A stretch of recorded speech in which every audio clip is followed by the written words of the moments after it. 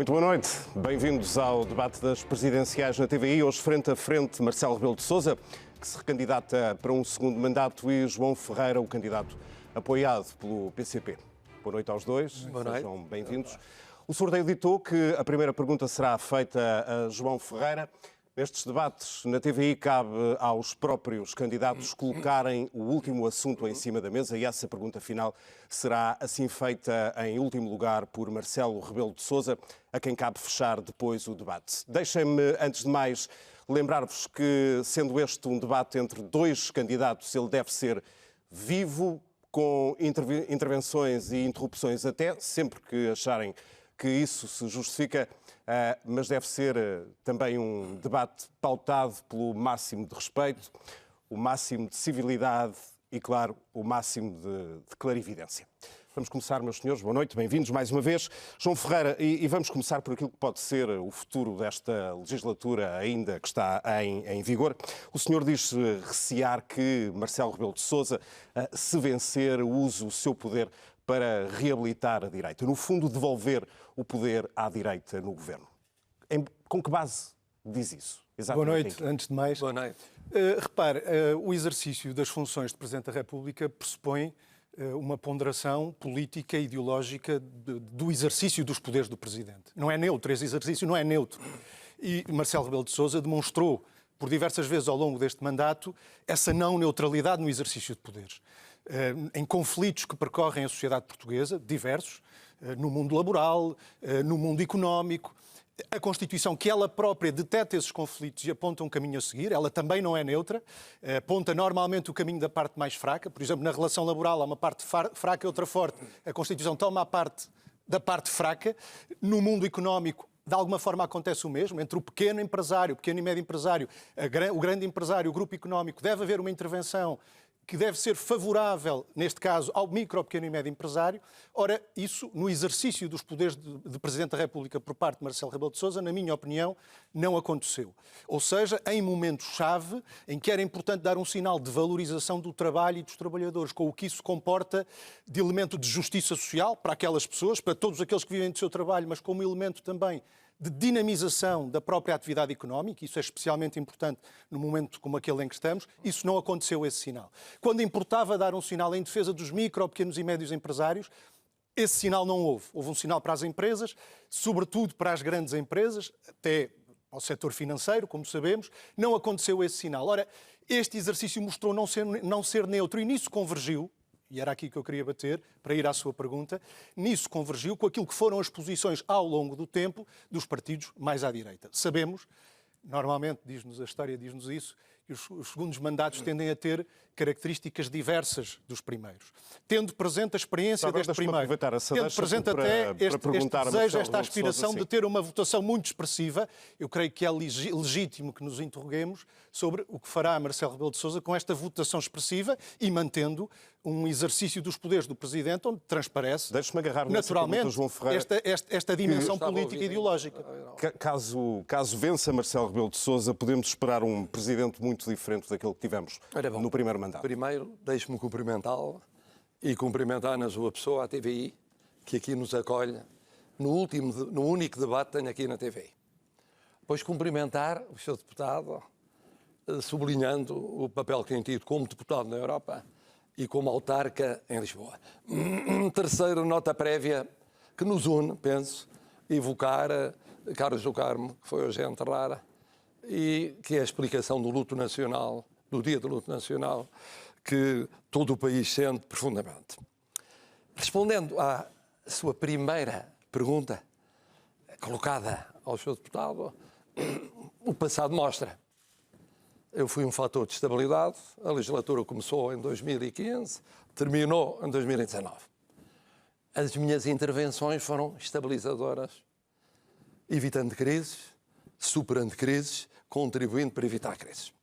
Já vai em 2 anos, 1 ano e tal, mas 2 orçamentos da segunda legislatura sob a estabilidade, exatamente o mesmo. Portanto, estabilidade. Muitos analistas dizem que o Presidente reeleito nunca é o mesmo no segundo mandato. Pergunta, como é que eu vejo esta legislatura? Eu vejo, de uma forma muito simples, tem de ir até ao fim. É uma legislatura em que está no poder um partido de esquerda, apoiado por partidos de esquerda, ou viabilizado por partidos de esquerda. É assim que deve ser. A direita tem direito a organizar-se. É fundamental que seja forte no futuro para concorrer às eleições de 2023, porque um sistema político manco, coxo, é um sistema político onde entram os radicalismos, nomeadamente populistas. Então deixe-me perguntar. Agora, tirando muito isso, diretamente a predisposição é de ser o mesmo. Mas deixe-me perguntar muito diretamente em que situação admitiria usar a chamada bomba atómica a dissolução do Parlamento? A bomba atómica é uma bomba atómica, não uma pistola de pressão de ar. Quer dizer, a bomba atómica só se utiliza verdadeiramente quando há uma razão para utilizar. Portanto, é fazer-se tudo para não usar a bomba atómica, porque a bomba atómica tem efeitos colaterais, tem outros efeitos. Portanto, estabilidade no primeiro mandato, se houver segundo mandato, pela vontade dos portugueses. E se não houver estabilidade nesta legislatura do Governo? O Presidente deve contribuir naquilo que dependa dele para haver estabilidade. A tentação de levar novamente à direita ao poder não é algo que esteja na sua conjectura mais imediata? Eu nem percebo bem como é que se coloca. Um Presidente é independente.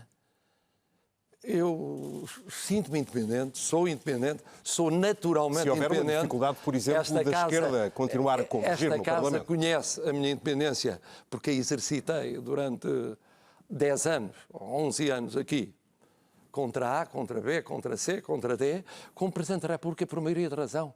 Sou Presidente de todos os portugueses. Deixe-me questionar-lhe, a propósito de uma eventual terceira vaga e do crescimento dos números, prepara-se para decretar um novo regime de exceção, um novo estado de emergência, mas ontem no debate em que esteve, fiquei com uma ligeira dúvida em que falou de laxismo no Natal e Ano Novo, dado que houve um recolher obrigatório e também uma proibição de circulação. Nesses dias estava a falar exatamente de laxismo de quem? Das pessoas? Não, estava a falar que havia determinadas regras e eu, aliás, expliquei porquê. Porque é que dizia isso? Passado o tempo do recolher obrigatório, havia circulação. Numa fase em que devia haver recolher obrigatório, em certos concelhos, havia uma circulação muito intensa que decorria. Isso tem a ver, obviamente, com o cansaço das pessoas, mas o que é facto é que os números mostram que de cada vez que há uma situação de maior convivialidade e, sobretudo, não respeito de regras sanitárias, isso significa um aumento do número de casos. E, o que é mais grave, o que é importante, o número de internamentos e o número de internamentos em cuidados intensivos. É isso que tem explicado porque é que os epidemiologistas e os sanitaristas insistem tanto naquilo que nenhum de nós gosta de fazer.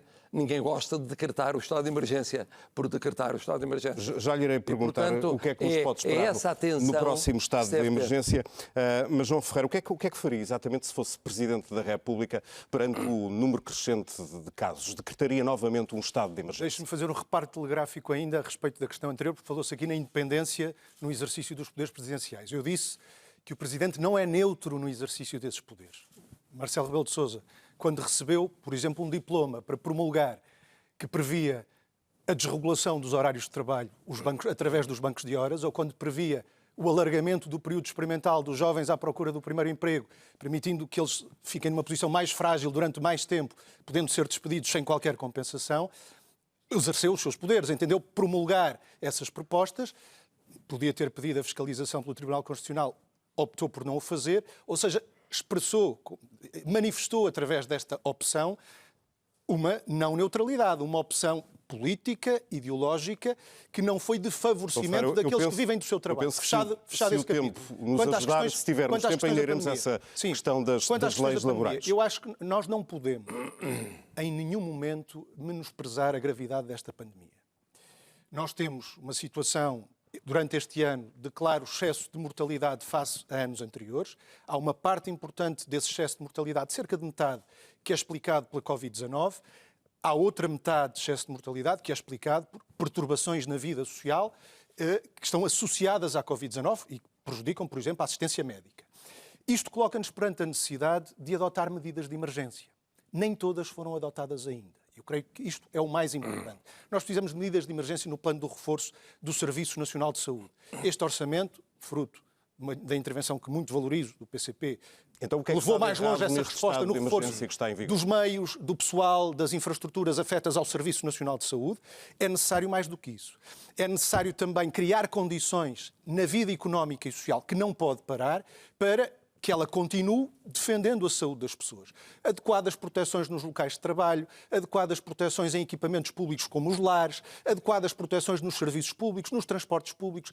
Há muito disto que está por fazer. Nós precisamos destas medidas com caráter de emergência. Outras ainda ligadas à pandemia, não diretamente às questões da saúde, mas à mitigação dos impactos económicos e sociais decorrentes da pandemia. Assegurar rendimentos às pessoas que os perderam, apoios aos trabalhadores que viram esses rendimentos muito diminuídos, assegurar apoios aos micro, pequenos e médios empresários. Há muitas micro, pequenas e médias empresas numa situação de profunda agonia. Nós precisamos destas medidas de emergência. Precisamos também de uma profunda e constante pedagogia junto da população. A minha questão é que os sucessivos estados de emergência, para além de criarem uma situação, a meu ver, perigosa, de uma certa banalização do estado de emergência, não contribuíram para implementar estas medidas de emergência, algumas delas em falta ainda, e aqui e ali, pela latitude com que foram determinados, até têm permitido algumas medidas que eu creio francamente, e tem havido outras opiniões nesse sentido, que desajudam mais do que ajudam, porque quando nós concentramos o uso de determinados equipamentos públicos, a utilização pela população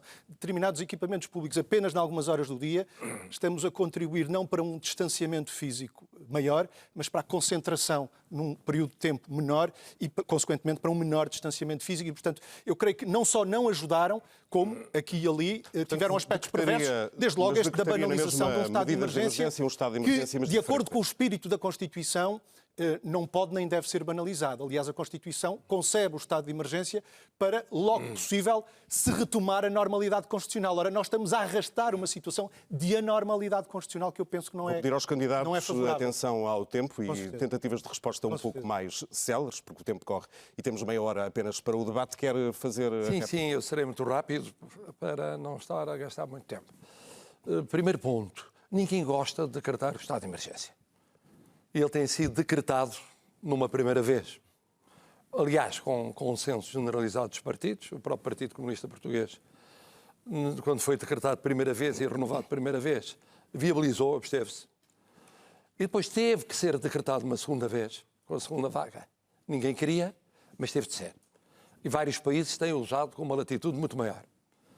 Porquê é que é utilizado? Porque há certas medidas que, para terem cobertura constitucional, e nomeadamente perante tribunais, onde já houve impugnações, se não tiverem essa cobertura do estado de emergência, podem ser impugnadas. E esse é um problema fundamental.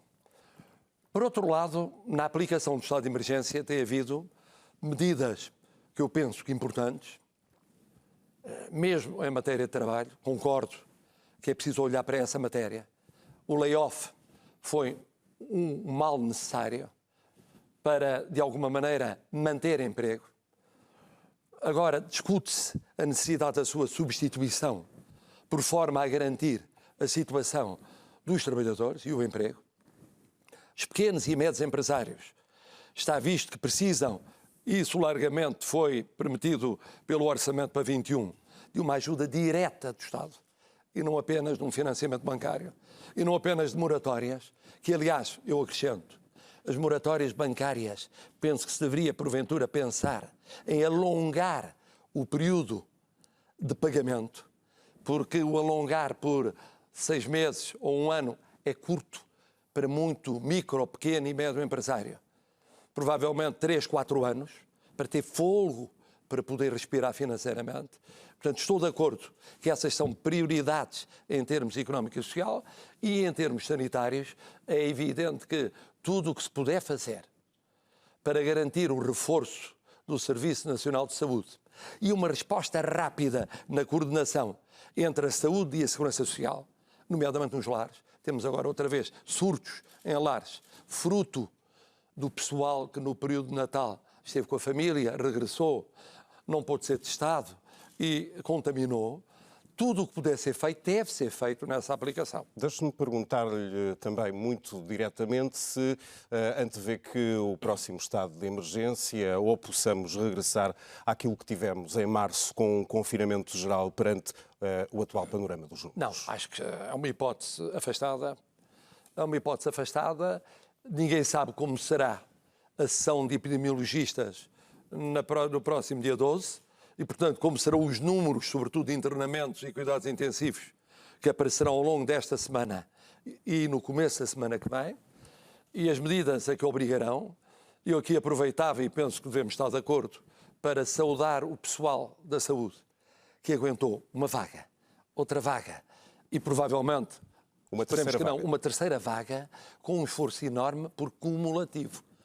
É uma situação cumulativa e já vai para 11 meses. Estamos de acordo seguramente na saudação, receio bem naquilo que deve resultar depois da saudação. Aí acho que já não estaremos tanto de acordo. João Ferreira. Designadamente, para não ficar no ar, naquilo que tem a ver com a necessária valorização desses profissionais, das suas condições de trabalho, das suas carreiras. Mas eu concordo. E do próprio Serviço Nacional de Saúde. Com isso. Concordo não há com valorização do Serviço Nacional de Saúde sem valorização dos seus profissionais. Concordo com isso. Inclusive, eu promulguei o diploma dos prémios, que infelizmente ficou circunscrito àqueles que trabalharam com doentes Covid-19, mas que foi um passo importante, mas outros passos são fundamentais no estatuto do pessoal da saúde, no reforço, no investimento. Já agora, quando diz infelizmente, e na diz aplicação do injustamente. orçamento para 21, que abre para esse reforço. Mas quando diz infelizmente, diz injustamente. Repare que eu me referi à valorização do Serviço Nacional. Sim, mas que é central. É absolutamente central e mais do que central. É aquilo que está na Constituição que diz que é através disso que deve ser assegurado o direito à proteção na saúde de todos os portugueses. A diferença eu sei, entre nós é como sou mais velho, mas eu não digo isto por acaso. Mas reparará que eu não digo isto por acaso. Eu digo isto porque Marcelo Rebelo de Sousa refere-se muitas vezes ao Sistema Nacional de Saúde. E esta expressão é estranha à Constituição.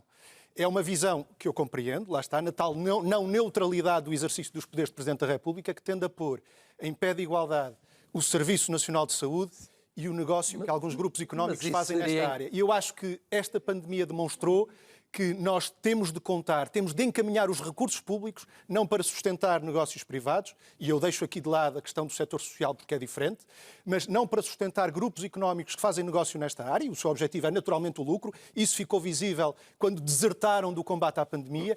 Os recursos que são encaminhados para aqui fazem falta no reforço do Serviço Nacional de Saúde. É verdadeiramente com ele que temos que contar. Esta é uma das lições da pandemia.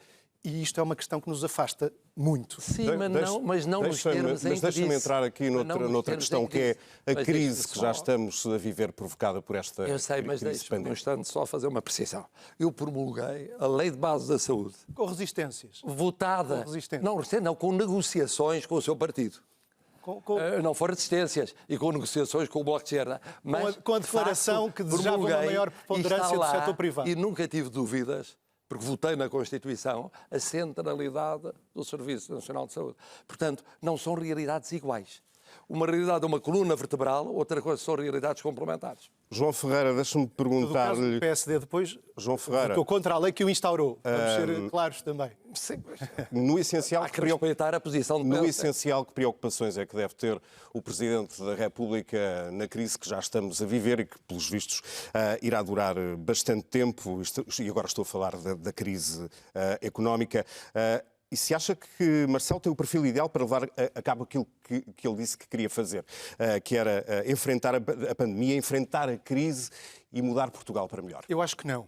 E acho que a situação que estamos a viver muito claramente exige um outro exercício dos poderes do Presidente da República. Um exercício que no tal confronto, ou nos tais confrontos que percorrem a sociedade portuguesa, saiba tomar o lado daquilo que é necessário de um ponto de vista de justiça social, mas também de desenvolvimento do país. Ou seja, se quiser, um Presidente da República que seja verdadeiramente coerente com o juramento que faz no momento em que toma posse de defender, cumprir e fazer cumprir a Constituição. O que é que isto significa? Significa uma opção muito clara pela valorização do trabalho e dos trabalhadores. Eles não têm sido devidamente valorizados em Portugal ao longo dos anos. E para isso é preciso um Presidente da República que coloque todo o peso das suas intervenções públicas e do exercício dos seus poderes nessa valorização, na criação de condições para se poder compatibilizar de outra forma a vida profissional com a vida familiar. Eu não sei se Marcelo Rebelo de Sousa sabe, porque promulgou o banco de horas, por exemplo, que desregulou os horários de muitas famílias. Qual é a percentagem de portugueses que hoje trabalha por turnos? Tem ideia disso? Já voltou à questão da legislação laboral e aumentou muito nos últimos 20 anos. Estamos a falar da crise financeira. Deixa-me só responder. Deixa acabar. Mas coloque também o peso do lado da necessária valorização dos salários. Marcelo Rebelo de Sousa, por diversas vezes, nas intervenções que teve sobre salários, estará de acordo certamente, teve uma intervenção há um ano, por exemplo, sobre o salário mínimo nacional, que considerava 635 euros um valor razoável. Eu creio que quem faz as contas permanentemente para chegar ao fim do mês com 600 euros líquidos ou menos do que isso, não achará seguramente este um valor razoável. E mais do que isso, não é um valor justo. Mas não é um problema apenas do salário mínimo nacional, é um problema de salários em geral. Como eu dizia ao início, Marcelo Rebelo de Sousa, deixe-me só concluir 10 segundos. Como eu dizia ao início, no momento em que estamos, em que o mercado interno assume um papel determinante na recuperação económica, mais do que normalmente já acontece, e em Portugal ele já teve esse peso, mas há uma desorganização do comércio internacional, das cadeias de valor internacional. Nós precisamos do mercado interno para relançar a atividade económica. Isso não se faz sem uma elevação geral dos salários. Eu acho que Marcelo Rebelo de Sousa não ajudou com as suas intervenções a conseguir essa valorização. Tomou muitas vezes as dores das confederações patronais. Temos menos de 15 minutos para o fim. Não dos trabalhadores. Bom, eu vou tentar utilizar o meu tempo, talvez para equilibrar um bocadinho o tempo usado pelo Sr. Deputado. Primeiro, o perfil necessário para o próximo mandato. É preciso um Presidente que não seja de facção, que não seja de um partido, dirigente de um partido, porta-voz de um partido, que seja de compromisso, seja de estabilidade e compromisso. Aí estamos igual. Isso é o fundamental. Isso é o fundamental. Não é uns contra outros, mas tenta a composição. Eu venho da direita. Coabitei com um governo de esquerda. Vim da direita. Não fiz questão de impor a direita no poder. E isso é muito importante, porque essa é a função do Presidente. Segunda questão, a legislação laboral. Eu decidi de acordo com a minha consciência. Eu promulguei um diploma que a direita não gostou minimamente. O meu antecessor criticou-me por isso. A lei das 35 horas. Porque achei que devia ser. Minha opção. Não promulguei outras leis que, como disse o Sr. Deputado e muito bem, representaram limitações, ou se quiser, portanto, reduções daquilo que seria para muitos o ideal quanto aos direitos dos trabalhadores. Mas porquê? Como quanto ao salário mínimo, eu defendi, em certos momentos, posições diferentes, por exemplo, da posição do Partido Comunista Português. Mas disse, de facto, que 635 euros de salário mínimo é um valor razoável para o contexto nacional. Mas o problema é o seguinte, olhe para o salário mínimo aprovado este ano. Fica muito aquém daquilo que o Partido Comunista Português defendeu. Mas a hotelaria esteve parada. Zero de atividade. A restauração, muita dela, parada zero. O facto de ter havido aumento do salário mínimo contra a vontade das confederações patronais e que eu concordei e que promulguei, não é aquele ideal, mas é o possível. Em matéria laboral, como noutras, o Presidente da República tem que ter presente a situação de crise pandémica, de crise económica e financeira, a situação de pequenas e médias empresas, a dificuldade que é, nesse contexto, poder ir para o ótimo social. Mas se há partido que percebe isso, é o Partido Comunista Português. Porque viabilizou 5 orçamentos, Nós não temos muito tempo até ao final, temos cerca da autoria de 10 minutos. do Presidente do Eurogrupo, 5 orçamentos, dizendo que não concordava com tudo que lá estava socialmente, mas porque tinha conquistas sociais. O possível, muitas vezes, é diferente do ótimo. Sr. Marcelo Rebelo de Sousa, nós gostaríamos de muito mais salário mínimo, muito mais direitos dos trabalhadores. Vamos falar da... Asseguro-lhe, não sei se todos gostaríamos, mas asseguro-lhe que nesse domínio teria um exercício de poderes radicalmente diferente. Apenas com este tema. Há uma polémica que está a deixar a Ministra da Justiça e também o Governo sobre brasas, relativa ao Procurador João Guerra.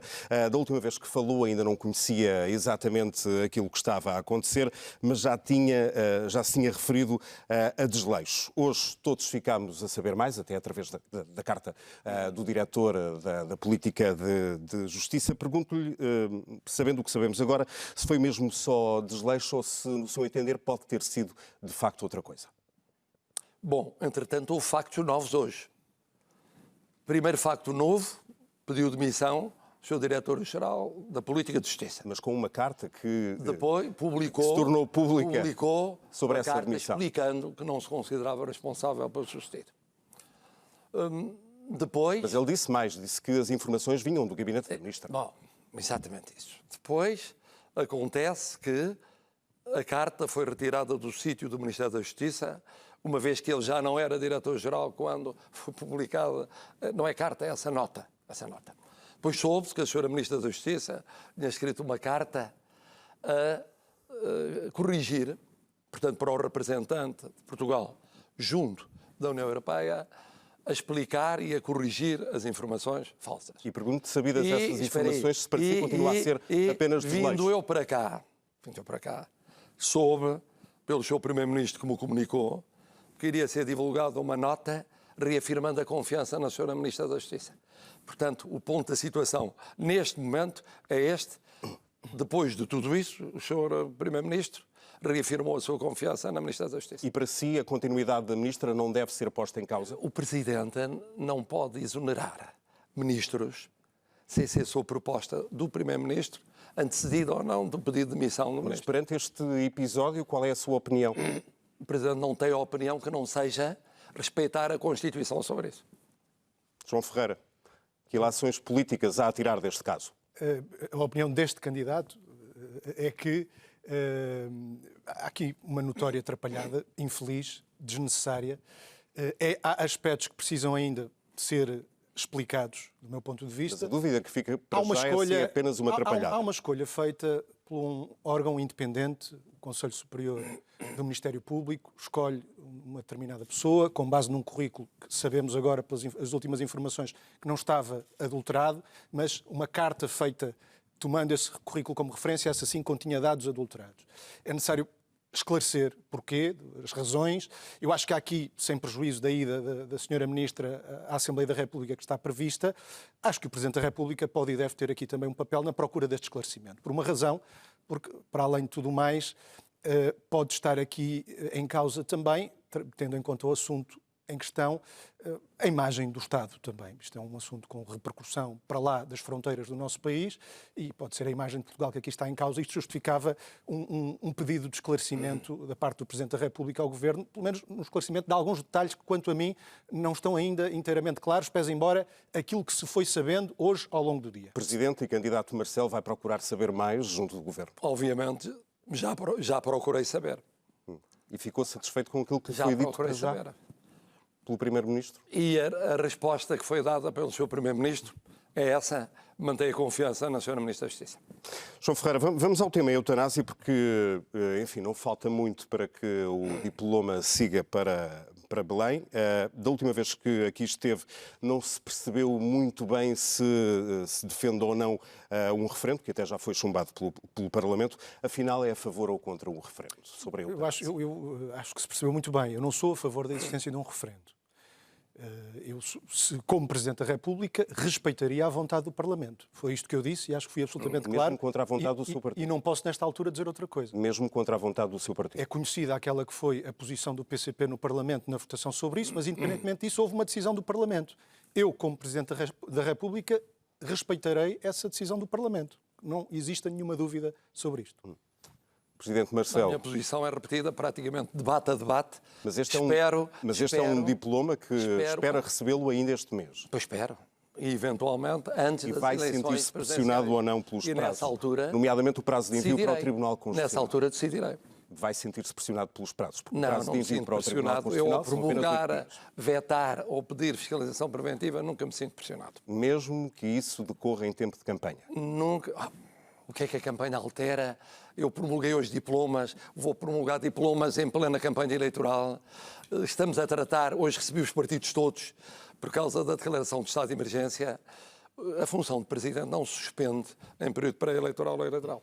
Vamos à pergunta final e deixem-me só informá-los que nesta altura Marcelo Rebelo de Sousa tem mais cerca de 2 minutos de declarações feitas neste debate do que João Ferreira, mas na pergunta final a primeira pergunta será feita pelo candidato João Ferreira a Marcelo Rebelo de Sousa. Procuro ser eficiente. Bom, eu valorizo muito a Constituição. Acho que por esta altura já se percebeu. Valorizo o seu imenso acervo de direitos políticos, económicos, sociais, culturais, até ambientais. E valorizo muito o projeto de desenvolvimento que ela acolheu para tornar esses direitos realidade. Há dois aspectos na Constituição, eu não posso referir a todos, já me referi aqui a alguns, mas há dois sobre os quais eu gostava de ouvir Marcelo Rebelo de Sousa, aos quais dou muita importância. Um tem a ver com a juventude e outro com a igualdade entre homens e mulheres. A Constituição tem que ser mais rápida. Vou resumir. A Constituição atribui uma tarefa prioritária do Estado de promover a igualdade entre homens e mulheres. No que toca à juventude, dedica-lhe um artigo inteiro e diz que os jovens devem ter uma proteção especial no acesso ao emprego, no acesso à habitação, no acesso à cultura, ao desporto, na criação de condições para a sua autonomização. Ora, isto é uma realidade inscrita na Constituição, mas muito diferente da realidade vivida pelos jovens deste país. Eu queria saber o que fez Marcelo Rebelo de Sousa ao longo do seu mandato para tornar aquilo que está nas páginas da Constituição realidade vivida por todos os jovens deste país e já agora para promover também a tal desejada igualdade entre homens e mulheres. Vamos à resposta? Ora bom, vou ser muito rápido. Igualdade entre homens e mulheres tem avançado e avançou durante a legislatura anterior e continua a avançar nesta, sempre com o meu apoio. Sempre. Em N iniciativas, antes e depois de decisões legislativas. O mesmo em relação aos jovens. Exatamente o mesmo. Pode e deve fazer-se muito mais. Concordo, não deixo de o dizer, disse-o participando nas mais diversas iniciativas promovidas por instituições ligadas à juventude, naquilo que depender do Presidente, apoiará aquilo que é competência do Parlamento e do Governo nessa matéria. Muito rapidamente, se quiser réplica em apenas 15 segundos, por favor, João Ferreira. Eu acho que dar uma proteção especial aos jovens, como manda a Constituição, não é promulgar uma lei que os deixa mais vulneráveis no primeiro emprego, como aconteceu com o alargamento do período experimental. Quanto à igualdade entre homens e mulheres, eu recordo-lhe que, infelizmente, temos ainda um enorme fosso salarial, já para não falar no plano dos direitos, na vida, na sociedade, na família, entre homens e mulheres. Acho que há muito a fazer aí e acho que ao Presidente da República cabe fazer mais do que aquilo que foi feito. A sua pergunta, Marcelo. Ainda no outro dia tive uma intervenção sobre isso mesmo, apoiando uma iniciativa nessa matéria. A sua pergunta para João Ferreira. A minha pergunta é muito simples. Com a sua experiência de deputado europeu, quais pensam que serão os grandes desafios da presidência portuguesa que acaba de começar? Eu acho que há, neste momento, discussões em curso muito importantes que passaram da presidência alemã e que provavelmente vão ser fechadas na presidência portuguesa. Há uma que me preocupa particularmente, que é a discussão sobre o futuro da política agrícola comum. Nós corremos o risco de ficar fechado durante a presidência portuguesa uma reforma da política agrícola comum que pode ter consequências negativas para a agricultura nacional, designadamente com a diminuição do orçamento da PAC, ainda que parcialmente compensado pelo Fundo de Recuperação. De qualquer forma, é algo que terá consequências no futuro, porque é este quadro financeiro que vai servir de referência para a discussão do próximo, e eu acho que era muito importante garantir que a agricultura nacional não perde com esta reforma da PAC. Há outra coisa que me preocupa, que tem a ver com a utilização quer do orçamento, do quadro financeiro plurianual, quer do chamado Fundo de Recuperação. É fundamental que na regulamentação de um e do outro nós possamos alinhar, e a presidência portuguesa deve ter aqui um papel, poder alinhar a utilização de um e do outro instrumento com aquelas que são efetivamente as necessidades do país, as suas prioridades, e não com prioridades determinadas a partir de Bruxelas. João Ferreira, Marcelo Rebelo de Sousa, muito obrigado aos dois. Boa campanha também para os dois. Chega assim ao fim este debate. O próximo debate é na TVI 24, na quarta-feira, mais uma vez com João Ferreira e Tiago Maia. Boa noite.